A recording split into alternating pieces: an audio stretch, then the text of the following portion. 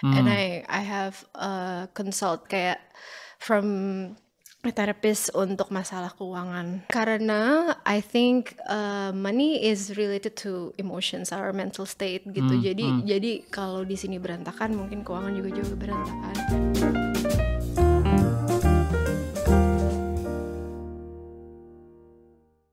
Hi, I'm your money buddy, Ruby, or you might probably have seen me on Instagram as @Felixandro.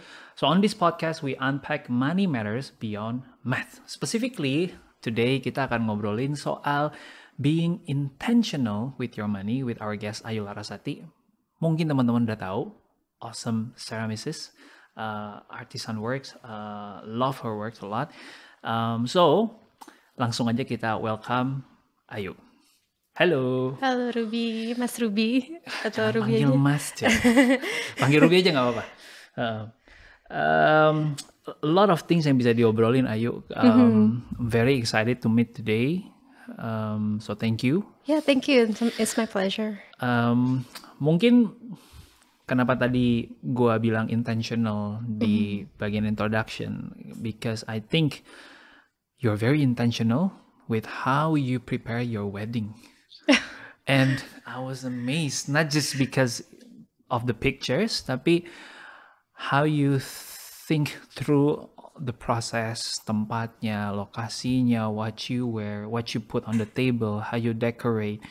Semuanya tuh kayak dipikirin banget dan dari berbagai angle gitu. Can you share a bit about that? Well, the wedding itself is actually jadi lokasinya itu. So before we go into the wedding itself, I don't wanna skip forward to the wedding itself. Tapi kayak jalan itu kan panjang cerita Exactly, background story-nya. So me and my husband have been in a relationship for like 2.5 years, and we decided to be married and everything. And at the same time, my parents during the pandemic, mereka itu nanam roses, so Oh, wow. it was their side project. Kayaknya banyak yang into tanaman ya selama Iya. pandemi ya.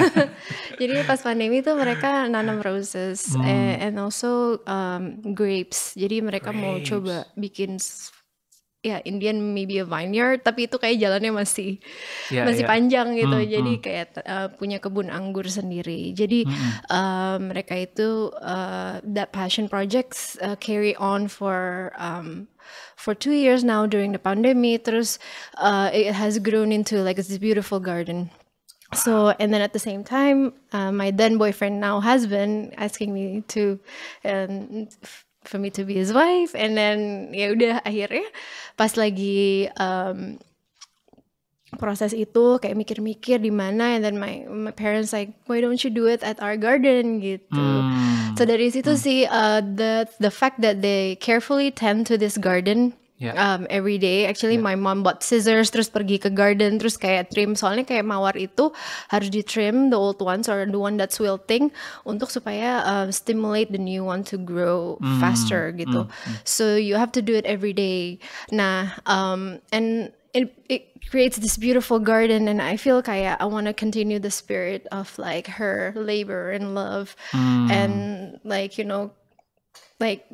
carefully, meticulously care for things, jadi kayak untuk the wedding itself, for the people who are involved in the wedding, luckily we have our friends who are capable untuk bring the idea together, untuk kayak being intentional about the wedding, not just kayak vendornya siapa aja, cuman kayak their practices, like our friend photographer yang kayak benar-benar praktisnya udah kita kenal, terus juga our friend who made clothingnya, like wedding attire-nya itu juga kita udah kenal, like jadi kayak bener-bener friends we appreciate their practices, their in their respective industry gitu. Jadi we're glad that they are on board. Jadi kita kasih idenya seperti ini loh, and then they were like, we were so excited to be involved. Terus akhirnya ya kejadian wedding itu gitu. So, lebih kayak kolaboratif ini sih. Jadi kayak not just me, and they were saying yes to it. It's like halfway of the process juga gitu. Wow. Karena mereka sebenarnya udah establish in their own practice, kayak aku tinggal kayak yay, seneng aja gitu. Iya sih. kelihatan warmth-nya from the pictures. Thank you. Kayak Thank you so much. mungkin karena teman-teman juga ya. Iya, Jadi itu mereka lebih sangat berasa supportive. pakai hatinya gitu. atau mungkin gue yang udah swoon away with the concept. I think it's everything that comes together makes it really special. Iya. Menarik banget. Dan satu yang gue ngelihat adalah with being intentional, jadinya you have a sort of intimate wedding at the same time juga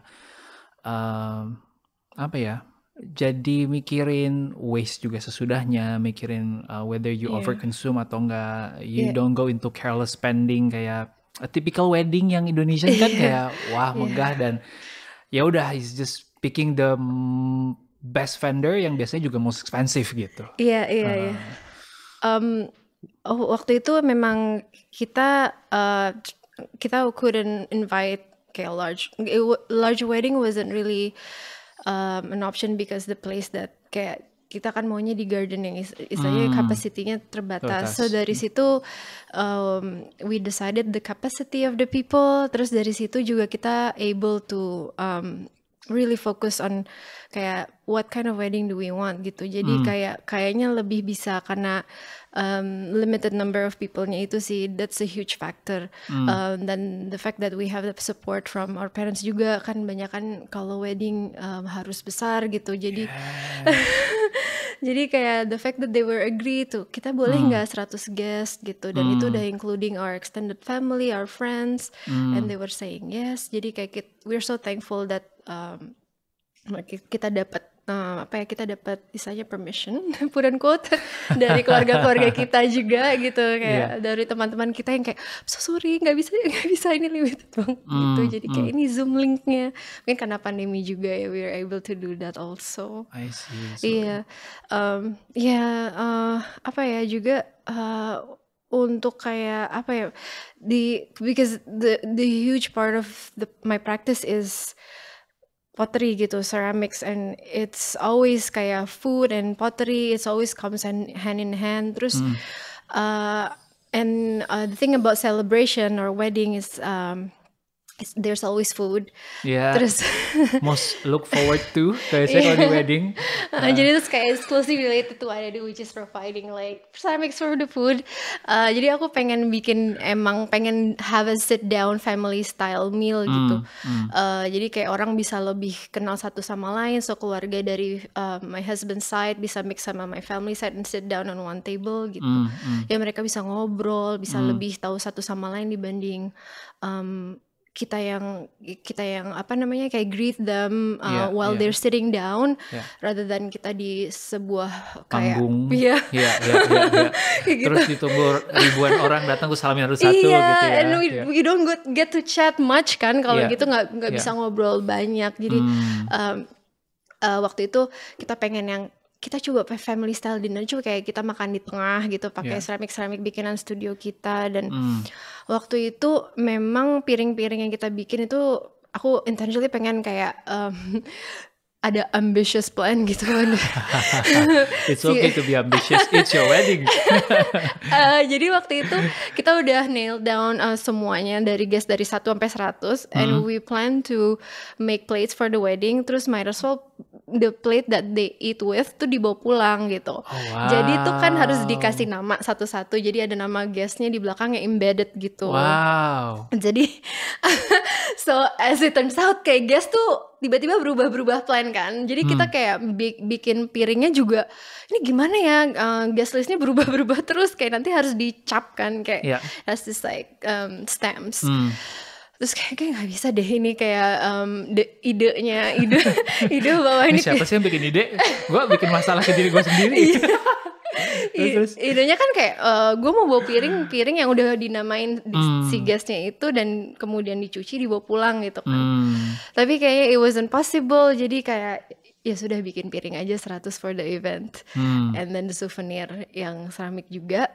Tapi waktu itu so I make ceramics for a long time now. Terus we accumulated banyak second quality pieces. Second quality pieces yang nggak bisa pass QC gitu.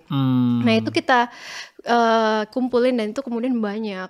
So banyakan itu juga cups karena that's the most created items gitu. Jadi kayak kita banyak banget kayak mulai dari samples apa. Nah di situ kita bisa kepake juga ternyata untuk event itu. So Wow. then everything is kayak giving the second quality a highlight on the day was really special too. And giving a second chance for the ceramics, Exactly. Terus kayak senang aja ngelihatnya semuanya kayak dari juga dekornya di table itu ada local gardener yang ngebantuin sebetulnya. Jadi kita waktu itu aku stay di sana ahead before of the wedding. So waktu itu kita nyari-nyari daun untuk decorations. I see. Terus daun Yeah. apa yang nggak wilting like a day before. Sorry ya ini jadi kemana-mana Ih, nggak apa-apa. Justru itu yang bagian yang menarik. Bagian yang menarik, benar. Jadi nggak wilting, so we prototype daun di atas meja. Terus kayak, oh besokannya kok layu ya. So it now change into different daun yang easily available there gitu. Yang kayak yang abundant juga di situ. Jadi kayak ya udah kalau kemudian wilting dan busuk, it's their natural cycle. So it's not like a decor that wasted gitu. I see. Yeah. Yang nggak diplak dari jauh dari negeri mana diekspor terus. Iya, exactly. Iya kan. Akhirnya pakai daun Jadi itu daun cinnamon ya, aku lihat ya. Cinnamon ya. Nggak pernah tahu ada cinnamon tuh ada daunnya kayak gitu. Tapi cukup menarik daunnya karena yang muda sama yang tua itu sangat beda. Jadi yang muda itu lebih tahan humidity, lebih fresh, bisa lebih lama. So we try to pick the young ones. Yeah. I see. Itu sih. Wow. Wow, karena gini. Yeah. I think yang bikin podcast Money Actually juga menarik adalah kita nggak ngecoba untuk ngebahas duit melulu dari sisi hitung-hitungan, dari sisi lu harus nabung, harus invest, but practices yang keseharian kayak gini kan sebenarnya secara nggak langsung berdampak ke finance juga ya. Iya, Kayak banget. in a way by using what's available, you are being mindful with your spending. Bukan berarti super pelit, no, you just make the most of what's available. Ngapain juga kita kan mencoba untuk to abundance gitu, atau overspend kan. So betul. actually I love that. Anything else yang lo bisa cerita Ayu from the wedding, coming to that topic of being intentional? Yeah. I guess I can only speak about like the ceramics, and I don't want to sound like mostly kayak I mean like, I'm just very very thankful for even the photographer that I've been friended with kayak for years gitu, karena dia benar-benar kayak tahu gitu aku orangnya seperti apa and what kind of moments that I want to capture from the day. I don't really have much things else to say sih, other than the people who are we working with, photographer dari weddingnya waktu itu kita juga pakai this one brand yang benar-benar tahu gitu kayak this is the intention for the wedding. I probably wouldn't want something yang kayak nggak easily absorbent karena keringetan pasti. Oh ya, outdoor gitu kan. Jadi super practical sih.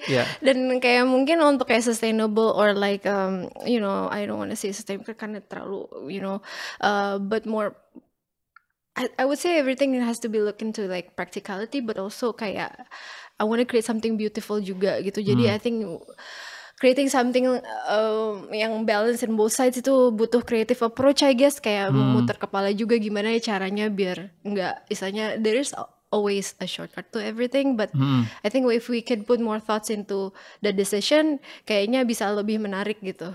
Bisa lebih seru aja. I see. Creativity within limitations. Iya. I guess that's the thing. Kayak ada sedikit frugality-nya nggak sih kalau misalnya we're talking about that. I don't want to say frugal, but I think there's a frugal is not bad. It is not bad. It's okay. I think some people do live frugally by choice. Yeah. Dan mereka juga bisa enjoy pilihan hidup itu gitu. Because I think being frugal juga means having less to worry about. Ya nggak sih? Yeah.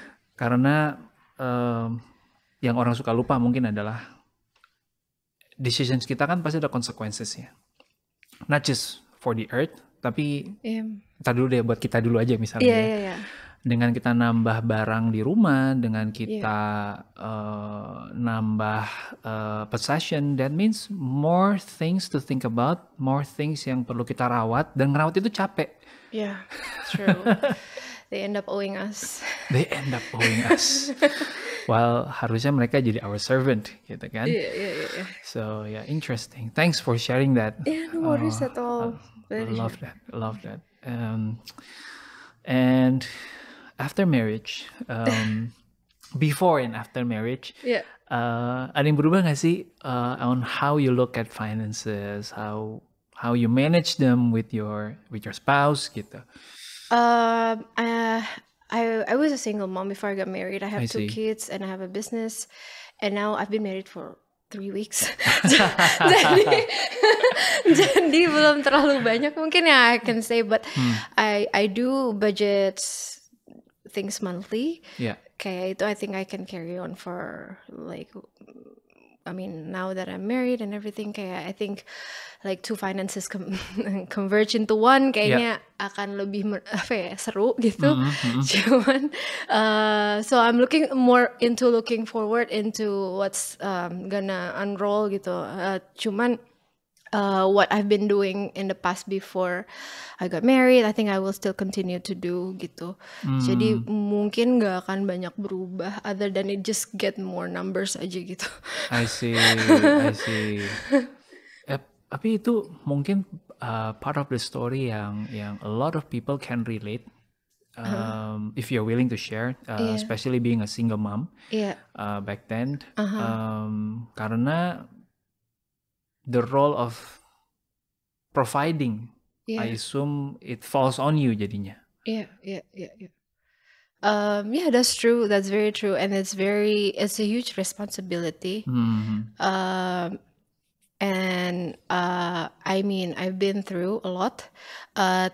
Tapi juga di satu sisi, I have a lot of support. I went to therapist, and I have consult kayak from a therapist untuk masalah keuangan gitu. Kayak dia, iya karena he's a consultant also the therapist karena I think money is related to emotions, our mental state gitu. Jadi kalau di sini berantakan, mungkin keuangan juga berantakan. I second that. Iya gitu sih. Jadi I feel like I owe him to that, like part of my journey.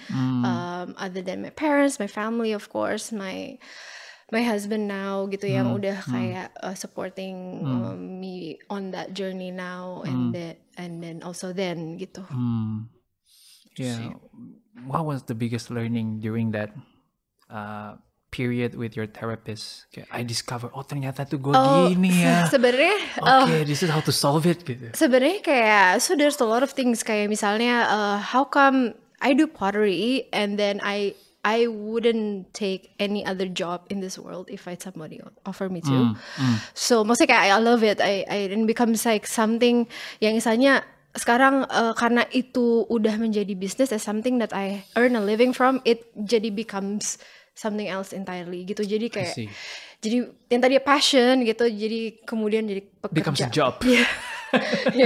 Terus kemudian kayak and then I come to my therapist and said kayak me doing this every day should be enough for me, right? How come I feel kayak I need to, like, of course I need to earn something, but I think the pressure of like to have the sense of a security at some point gitu. Terus dia malah normalize itu, nggak yang think I'm crazy or something gitu. Kayak nggak yang kayak I think you shouldn't be worried about that, you're just anxious gitu-gitu. Enggak sih, kayak dia acknowledge gitu, like you know it's normal to have this kind of kayak anxious feeling, fear, and kayak there's a lot of uncertainties.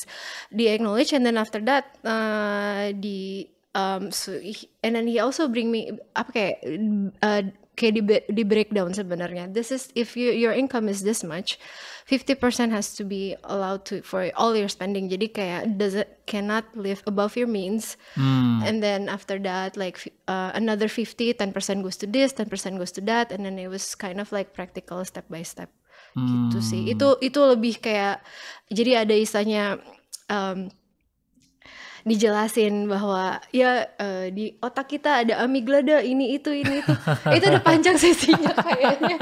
Ya, itu the scientific part lah ya. Iya, tapi terus? intinya ya pokoknya like bottom line you cannot live above your means, like 50% of your income has to be kayak cicilan apalah kayak biaya dari hidup. biaya hidup semuanya gitu, and then another 50 for your investment or for your next dan aku surprise-nya di situ adalah dia bilang harus ada untuk kesenangan diriku sendiri. Wow. Jadi kayak jangan iya, jadi kayak itu susah sih karena I work hard and then also your priority moves to providing right at the moment. Iya, tapi harus ada yang untuk buat diriku sendiri, yang untuk my own enjoyment gitu. Terus kayak it's really hard for me to enjoy this. Karena like it's really hard because I earn this but I cannot enjoy it gitu. Jadi kayak it takes also a lesson untuk being able to menyisihkan beberapa untuk myself to enjoy gitu. Oke. Kayaknya gue juga guilty of that deh at some point. Iya. Gue pengen spend, ini udah kerja keras gue, tapi gue ngerasa bersalah kalau pakai. Iya, itu dia. Dan akhirnya waktu itu mereward diri sendiri dengan apa? Like your first action. Oke, gue praktekin ini, dilakuin ini bilang sama terapis gue gitu. Sebenarnya simple things aja sih. I mean taking just one day off and then just go mungkin get a massage. Pakai practical banget ya sebenarnya. Sebenarnya we see things kayak itu deserve apa enggak sih gitu. Jadi kayak I think maksudnya kayak itu dalam situasi COVID juga, so we can't really travel much, but usually people go travel, right? Tapi kayak simple things just to reward yourself, kayak just get yourself out of the work zone, karena rumah dan studio kan memang gabung, jadi it's really hard for me kayak untuk di rumah pun jadi end up kerja gitu. Jadi so yeah. Jadi yang mereward diri sendiri dengan detach dari kerja itu ya. Yeah, sometimes I have to just get out of the house untuk just for a day, mungkin untuk kayak ya udah gitu kayak ngapain gitu. Jadi kayak orang-orang di studio pun kayak udah Mbak jangan di sini, kalau di sini pasti end up kerja. Iya gitu sih. Tapi itu learning curve, is huge learning curve. Iya. Do you think being a artist, being a seniman, selalu ada struggle itu antara I'm making money to provide myself and my family, but at one point juga gimana ya, mungkin punya karyawan, mungkin punya tim yang harus yang dipikirin juga. Jadi kita jadinya terpacu untuk ya kalau bisa lebih ya udah gue kerjain lebih. Right. There was one question from the team actually dari manual yang I was reading the brief previously. The question was when was the highest moment? And kayak along that line. Terus I think kayak related to kayak untuk achieve more and more gitu. I think the feeling of like having kayak udah earning and achieving gitu kan, itu tuh kayak a bit addictive gitu, kayak you want more and more.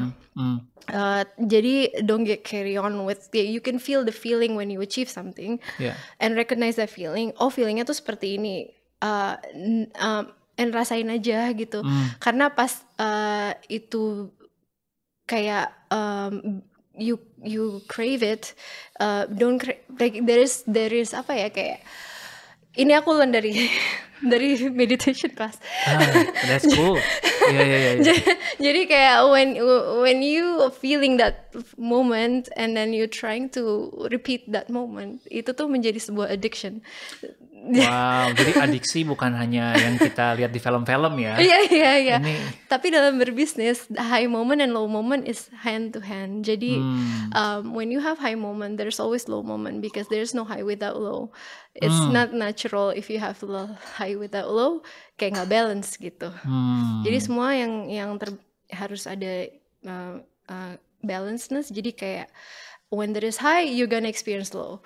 So when you reach high, you feel that feeling, terus nanti tapi jangan dirasain aja at that moment, wah ini ya rasanya menang, ini ya rasanya achieve. Tapi semoga enggak terus minta lagi, misalnya enggak craving that.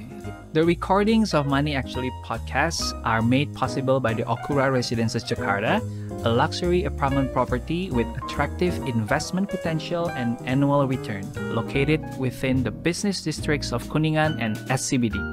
The property is managed by the renowned The Okura Hotel and developed by Mitsubishi Estate, one of Japan's biggest developers, and the established Duta Putra Land with over 300 luxury suites in Jakarta under their belt, as well as Rizky Bukit Abadi, an investment company that raises the bar for lifestyle, hospitality, and entertainment in the city. Well known for its embrace of omotenashi, the Okura Residences Jakarta brings over its signature Japanese aesthetics and hospitality that are rooted in traditions and culture. You are welcome to drop by and experience their gallery or simply visit their Instagram at the Okura Residences Jakarta. Ya mungkin jadinya kembali ke self-awareness ya. I remember at one YouTube video ada Tom Hanks dan beberapa aktor, terus mereka ditanya perasaan yang sama gitu waktu mereka terima award dan segala macam gitu. Terus si Tom Hanks bilang kayak, ya ada satu kalimat yang dia pegang gitu, bahwa these too shall pass. Both the high moment ketika lu sukses di bisnis, dapat award or whatever gitu ya. These too shall pass. Right. And waktu lagi low moment, lu lagi ngerasa capek, suntuk, mumet, udah pengen kabur aja gitu ya. And then you remember, these too shall pass. Yes, exactly. Kayak, wow gitu. Kita nggak terlalu melekat ke satu momen high atau low, tapi understand it's just a process gitu ya. Exactly. I mean it's nature gitu. Kalau belajar dari nature tuh banyak banget kayak wisdom yang kita bisa ambil sebetulnya. There is no high without low, right? So so when it's high, like you just have to know that it's not gonna be forever, and it's not natural for it keep repeating itself. Yes. Yeah. In a way, you kind of expect it, so you are more well prepared. For the next boleh. high and low. It's a nice surprise. Tapi gitu sih. Yeah. Interesting. Would you recommend your friends or families or anyone yang kayak di makers life or even business people untuk punya momen sama terapis kayak gini? Would I recommend? Yeah, definitely. I got very lucky. Soalnya terapis ini bukan kayak then my friend and a friend becomes like also their therapist gitu, karena memang mungkin dia like all rounded aja gitu, not just like psychological and mental, tapi juga lebih ke how is it related to your actual day to day needs as a entrepreneur atau become house, kayak itu semua integrated, kayak all rounded gitu advice-nya. Jadi kayak I would definitely recommend. Wow, I think I should get the number. Nanti tukeran ya, kalau boleh. I want to touch a bit on the business side gitu kan. Tadi kita bicara soal biasanya you have the tension antara maximizing profit, sometimes jadi kayak pabrik gak sih? Iya. And then di satu sisi juga ada hati kecil yang bilang, bisa nggak ya gue earning less tapi gue tetap artisan gitu. Dulu waktu gue ngerjain food photography, there's always that battle gitu. Right. Apakah gue nerima lebih banyak klien, but that means more work to do, and then mungkin di beberapa case jadinya ya udahlah, gue udah tahu nih kalau klien kayak gini pasti fotonya kayak gini. It's actually kayak 80% template dari foto yang lain, cuma 20% yang dirubah. Tapi you can only do so much of that. Sampai lu akhirnya ngerasa kayaknya gue udah gak jadi artis lagi nih, kayaknya udah jadi pabrik. Gitu. That is true. Aku juga lagi banyak hal yang terjadi di internally di studio. I mean, when I started this, I mean, kayaknya mungkin the past 5 years atau 6 years I've started develop having my own team gitu. Maksudnya waktu itu gue kerja sendiri gitu kan. Jadi kayak it's really easier to maybe also exhausting. Uh, tapi juga ternyata punya tim adalah hal yang sangat super difficult untuk manage juga. Dalam artian gini, kayak just recently there is this like expectation from like it's really hard to manage creative people ya, especially Yes. karena when you are producing ceramics, there is certain repetition. That repetition will kind of develop your karena dengan repetisi itulah kita bisa bisa hone our skills gitu kan, bisa lebih mastery dari repetition itu. Yeah. Tapi at the same time, it's only can happen if we can reflect and ngambil pembelajaran dari repetition itu gitu. Jadi kita bisa naik untuk skill dengan hal yang sama, misalnya. Misalnya contohnya di studioku bikin cup terus sometimes a lot of people could not surpass the sameness of it gitu. And then cannot take any lesson from having to make the same old thing. Kalau pernah nonton yang itu yang disuruh wax in wax off itu yang kayak di kungfu apa tuh namanya film. Jadi kayak you have to repeat. Ya itulah contohnya. Jadi disuruh nge-wax mobil kan, that scene Karate from Kid or something. So I mean to master a skill itu dibutuh repetition, but also how far mentally you could put through that repetition itu kayak before you actually become learning, maksudnya kayak before you actually can take away something from that repetition itu sih kayaknya yang menjadi kayak pertanyaan. Kalau di pabrik mungkin kan ya beda karena itu machinery. When it involves human, it's like a lot of other sets of things that involve kayak our body, our mind, segala macam ke-involve into making ceramics or even a kung fu, whatever. Jadi kayaknya kalau dibilang apa ya, tapi kalau pabrik itu memang udah kayak sudah terlalu masif, tapi there is some good things to take away from being repeated actions, and kayak there's aha moment, oh ya ternyata aku belajar dari repetition ini ya gitu. I see. Karena and you have to document it to know your progress gitu. Wow. Ya kalau nggak didokument and nggak diambil lesson dari documentation itu ya sama aja. Yeah, gitu. humans are forgetful beings. Jadi I think we have to surpass that. Kayak mungkin kalau analoginya kayak lari maraton, you have this wall that blocks you, and then either you keep going atau you stop gitu. Kayak mungkin seperti itu ya analoginya. Tapi memang sulit untuk also creative people untuk kayak misalnya bikin barang yang beda-beda terus. Mungkin juga ada pembelajarannya dari situ ya. Cuman in our line of work yang isanya production yang untuk kayak barang function gitu ya, bukan yang kayak fast yang selalu beda-beda tiap jenis produknya gitu. Mungkin the lesson is that different. Yeah. Okay. Yeah. Wow, ini menarik ya. I've never looked at it that way. Karena waktu doing photography dulu and then it gets repetitive tuh malah ada ngerasa guilty ya. Tapi somehow you are actually honing your skills in other way gitu kan. Mungkin ya. Aku nggak tahu kalau itu apply di fotografi seperti apa. I cannot say that for photography really. But now I can relate to that. With what you just said. Bener sih. Interesting. And back to the topic of being intentional. Tadi Ayu udah mention gitu. Jadi business owner dengan punya tim, manage tim juga, apalagi creative people juga nggak gampang gitu kan. In your experience, how do you eventually do you actually decide, okay, hari ini gue jadi Ayu the business owner. Hari ini gue jadi Ayu the creative, the crafts woman gitu kan. Sebenarnya iya, karena like I was just calling my husband kayak I need to be the Ayu who's extrovert, outgoing, harus easy to talk to, jangan diem. Iya kamu jangan diem aja ya kayak kalau lagi. Soalnya kalau di my own personal space gitu kayak I just wanna be quiet and I just kayak ya udah stay in my corner and that's it gitu. I see. Tapi kayak yes, there is that facets of a person for sure. And usually kind of at this point udah predicted gitu. Misal kayak, oh aku harus ke toko, aku harus ketemu orang, okay, this is the Ayu that I want to bring out.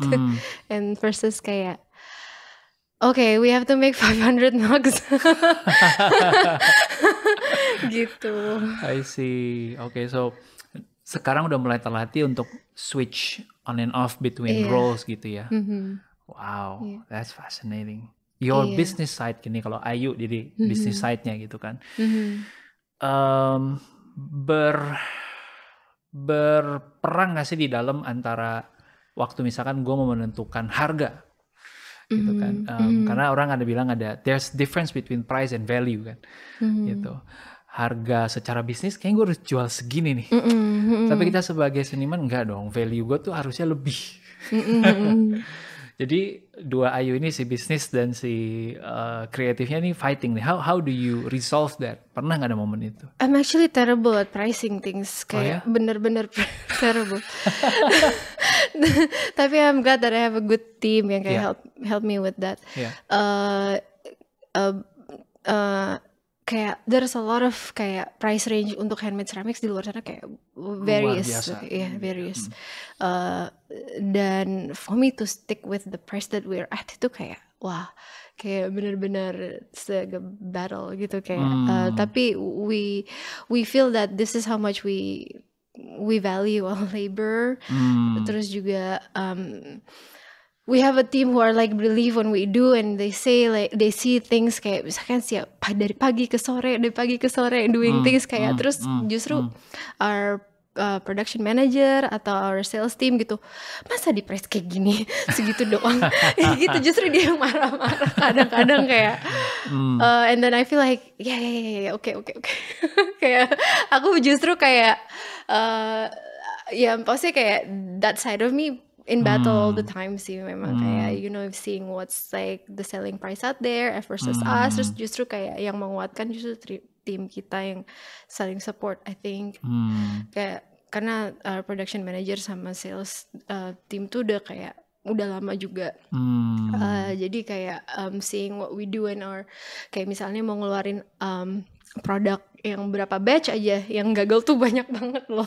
Jadi kayak so yang saya yang second quality juga banyak banget. Jadi kayak we try to appreciate that batch yang we have to sell at higher price to make to compensate the ones that are yang udah.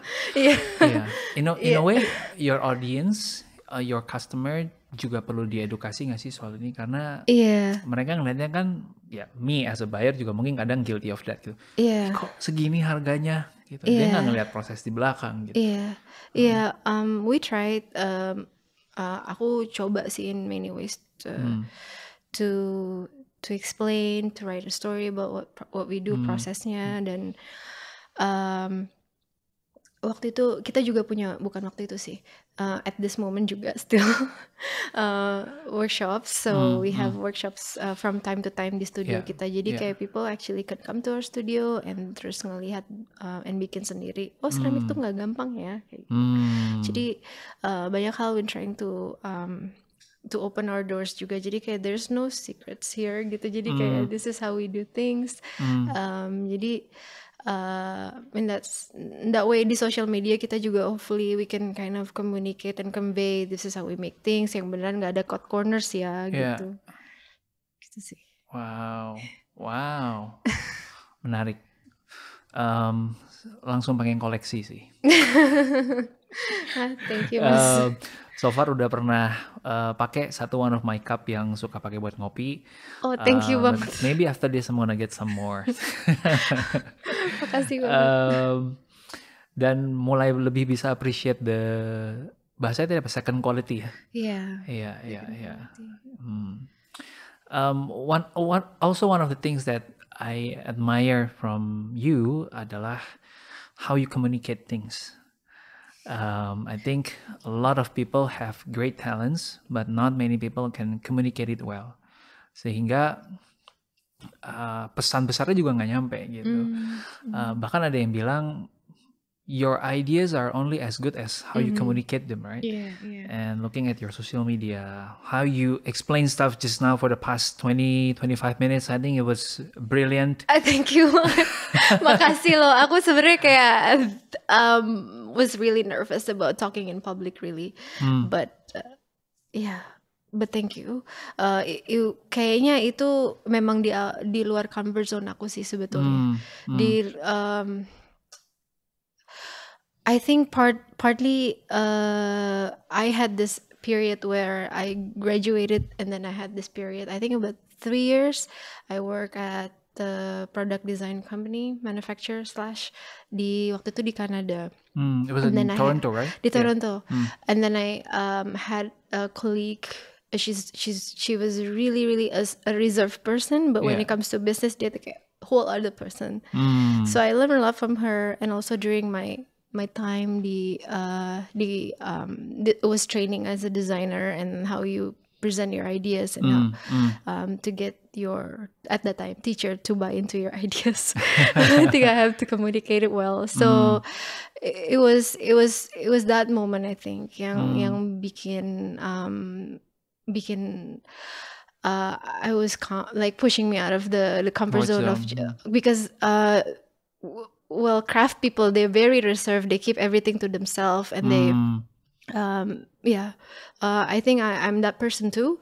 So it was really is to push me, like really to get out of that comfort zone. It takes a lot of myself untuk bisa comfortable with that gitu sih. Tapi juga ini sih, aku juga justru kayak there's a lot of things to learn, even kayak with social media, even with you gitu. For example, when I see your feed gitu, pasti wah ini keren-keren banget sih, like how to engage with your audience and everything. So I still have a lot of things to learn too, I know. Yeah. I have a hunch.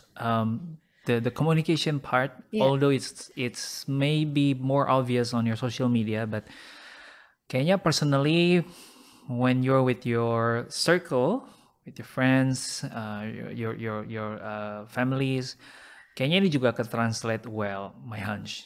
Karena tadi back to your wedding gitu kan, bisa diisi sama orang-orang yang udah lama build relationshipnya gitu, and I don't think it's something yang orang value atau bahkan lupa kali ya sekarang ya. And communication should play a huge part in that gitu. Bisa berteman sama orang sampai segitu lama, mulai dari yang stranger sampai akhirnya supporting your wedding gitu.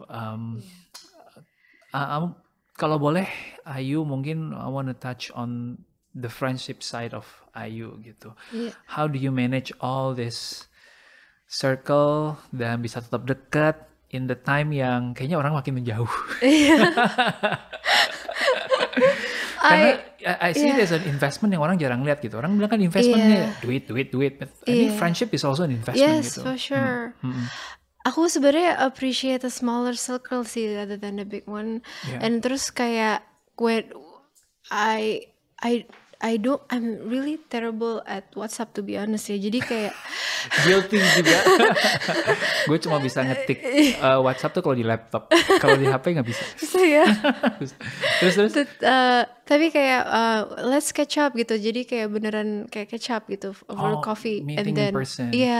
And then when we had that moment itu kayak gue kayaknya lebih baik one on one dibanding kayak like 5 people and kayak in a group gitu. Gue agak susah untuk bisa connect in a deeper way, karena sebenarnya emang friendship tuh like everything else, quantity versus quality gitu. Jadi kayak in time juga, jadi kayak misalnya the quality that you spend, misalkan sit down for a coffee like for an hour, it makes up for like the 2 tahun you haven't talked to each other. Like kayak gitu, kayak mungkin that's how I approach things ya. Jadi kayak I haven't really heard from you for 2 years. Let's have a coffee. Terus jadi kayak because susah juga sih untuk kayak keep you know, all these kayak chat online kayak gitu susah banget. Jadi kayak made up for whatever time we've lost gitu. Jadi kita 1 jam bisa Wow. catch up. Kembali ke kata kunci tadi ya, being intentional ya. Iya. Walaupun udah lama nggak kontak, tetap ya udah jadi orang yang mau untuk reach out duluan, ya kan? Create that space untuk ketemu. Wow, I think speaking of that, I want to be intentional with our time, and I really appreciate you coming here. And Thank you, in Mas just a Ruby. short period, you shared a lot of insights yang gue juga personally belajar. Thank you. I'm so glad to hear it was useful. Makasih. Hopefully we can chat again in other times. Thank you. But mungkin untuk menutup ya, there's this poem I found in your Instagram, and I really like it. Maybe this can speaks to fellow creative people out there, dan juga mungkin kepada orang-orang yang pengen mengapresiasi orang kreatif lebih lagi. So I have the poem over here. I'm gonna show it to you. Okay. Would love you to read it. Kalau enggak apa-apa, I'll read it. So I'll share it to you first. Okay. Yang ini. When you buy. I see. Yeah, I can read it. Sure. Okay. I think that will be a great closure for the episode. Okay. When you buy from a maker, you're buying more than objects. You buy hundreds of hours of failure and experiments. You're buying days and weeks and months of frustration and moments of pure joy. You're not just buying a thing, you're buying a piece of heart, a part of a soul, a moment of someone's life. Most importantly, you're buying a maker a more time to do something they love to do. Awesome. And with that, teman-teman, we're going to part on this episode of Money Actually. And kalau lo ngerasa dapat sesuatu dari episode ini, please appreciate Ayu. You can post this episode and tag her on Instagram at Alarasati. Alarasati. Thank you. See you at the next episode. Thank you, Mas Ruby. Thank you, Ayu.